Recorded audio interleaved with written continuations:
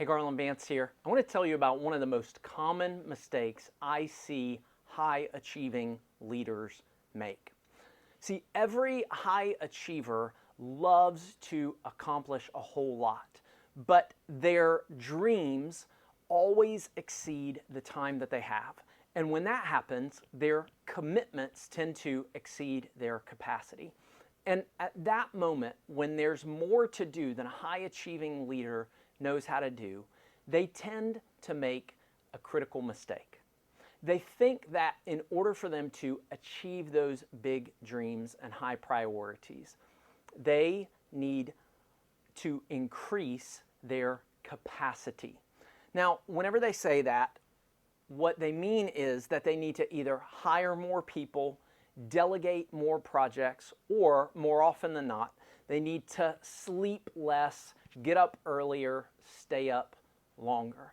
They'll say they need to increase their capacity. But in my years of working with high achievers, capacity is rarely the problem. The problem is typically commitment or overcommitment. There is what I call the paradox of productivity. The busier you are, the more productive you feel. But productivity decreases as busyness increases. In fact, I've found 5 effects that busyness has on your productivity. Effect number 1, busyness diminishes your excellence. You don't do as good of quality of work when you are busy. The less commitments you have, the more you can strive for excellence. The second effect is that busyness depletes your passion. Every commitment you have is a commitment you made because you were excited about it at one point. You wanted to do it at one point. But when you put all of those commitments together, it can leave you feeling passionless. You're just working so hard to get things done that you can't appreciate and feel passion about the work that you're doing. The third effect is that busyness makes you feel like you've never done enough. You wake up exhausted, you go to bed exhausted. Every minute of the day feels like you're behind, that you're never able to catch up and do everything you need to do. Busyness makes you feel like you've never done enough.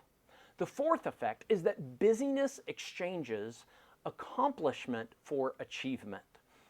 Now, a lot of times people use these words interchangeably, but I think there's a significant difference. You see, achievement is activity for activity's sake. It's getting to the end of the day and looking at your checklist and saying, wow, I checked off 52 things from my to-do list. But knowing in the back of your mind that none of those actually moved you toward your biggest goals. Accomplishment is doing the few things that move you toward those big priorities and goals that you have. Busyness celebrates achievement, but unbusyness celebrates accomplishment, which is actually productive. The fifth effect is that busyness sucks away your energy.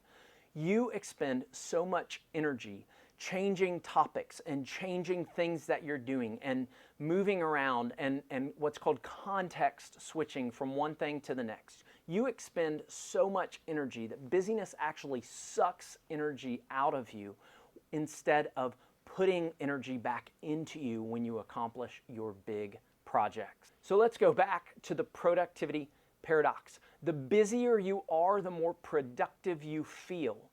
But the more your busyness increases, the less productive you actually are. So what's the solution to maximize your productivity? You guessed it, decrease your busyness.